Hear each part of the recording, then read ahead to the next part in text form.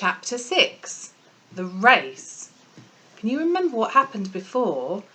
Those farmers, Boggis, Bunce and Bean, had found some mechanical diggers and they were trying to dig the foxes out.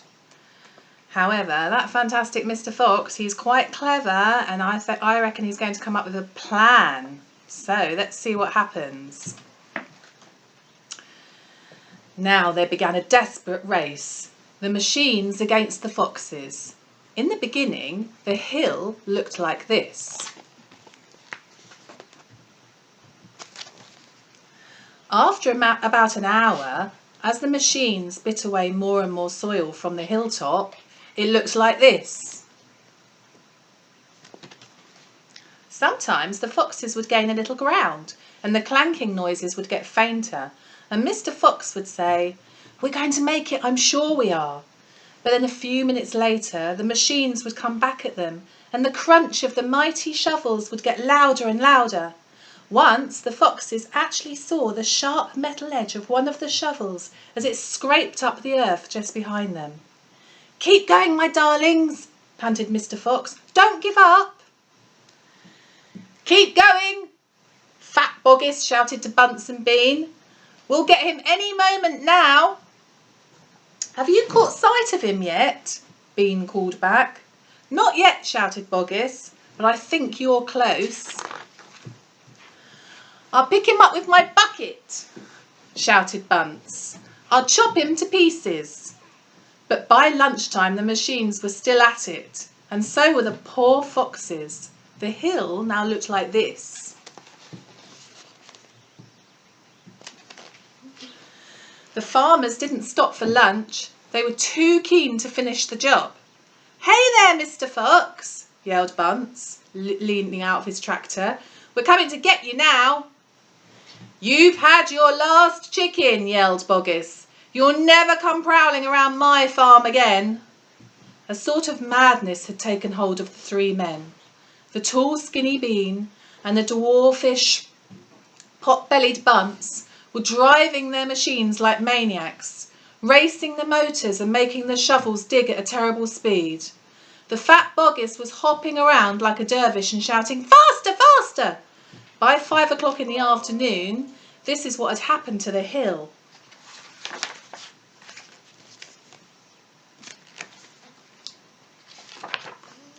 The hole the machines had dug was like a crater of a volcano.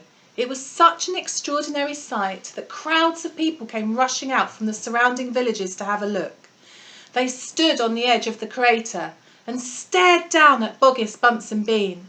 "Hey there, Boggis, what's going on?" "We're after a fox." "You must be mad."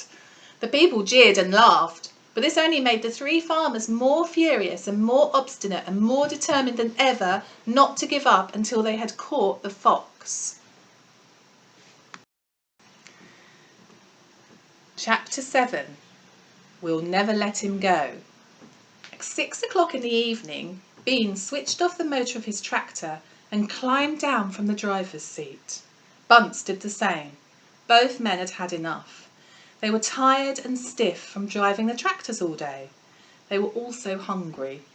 Slowly they walked over to the small fox's hole in the bottom of the huge crater.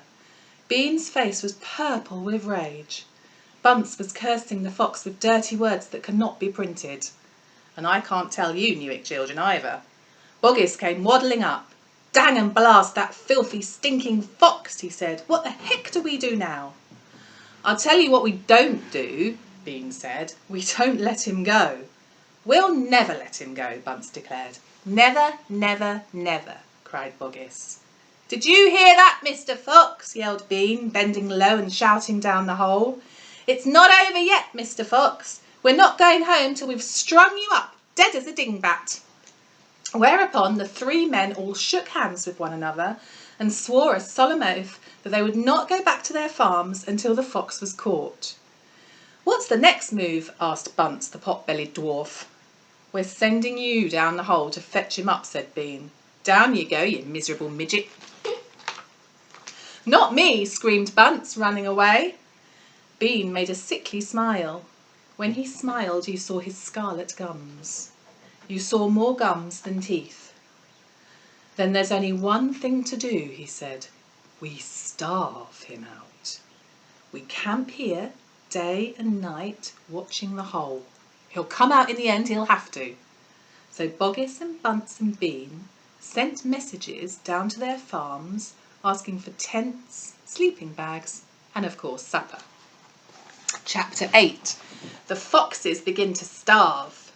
That evening 3 tents were put up in the crater on the hill, one for Boggis, one for Bunce and one for Bean. The tents surrounded Mr. Fox's hole, and the 3 farmers sat outside their tents eating their supper. Boggis had 3 boiled chickens smothered in dumplings. Bunce had 6 doughnuts filled with disgusting goose liver paste. And Bean had 2 gallons of cider.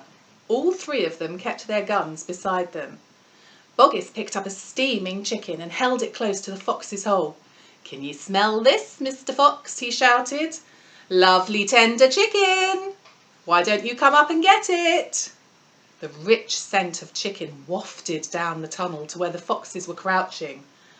"Oh, Dad," said one of the small foxes, "couldn't we just sneak up and snatch it out of his hand?"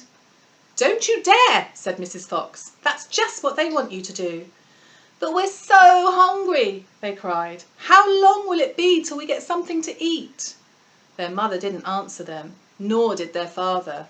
There was no answer to give. As darkness fell, Bunce and Bean switched on the powerful headlamps of the 2 tractors and shone them onto the hole. "Now," said Bean, "we'll take it in turns to keep watch. 1 watches while 2 sleep, and so on all through the night." Boggis said, "What if the fox digs a hole right through the hill and comes out the other side? You didn't think of that one, did you?" "Of course I did," said Bean, pretending he had.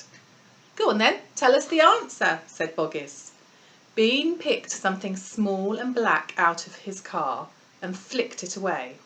Sorry, it was out of his ear and flicked it away. "How many men have you got working on your farm?" he asked. 35, Boggis said. "I've got 36, Bunce said. "And I've got 37, Bean said. "That makes 108 men altogether. We must order them to surround the hill. Each man will have a gun and a flashlight. There'll be no escape for that Mr. Fox." So the order went down to the farms, and that night 108 men formed a tight ring around the bottom of the hill. They were armed with sticks and guns and hatchets and pistols and all sorts of other horrible weapons. They made it quite impossible for a fox, or indeed for any other animal, to escape from the hill. The next day the watching and waiting went on. Boggis and Bunce and Bean sat upon small stools, staring at the fox's hole. They didn't talk much. They just sat there with their guns on their laps. Every so often, Mr. Fox would creep a little closer towards the mouth of the tunnel and take a sniff. Then he would creep back again and say, "They're still there." "Are you quite sure?" Mrs. Fox would ask. "Positive," said Mr. Fox. "I can smell that man Bean a mile away. He stinks."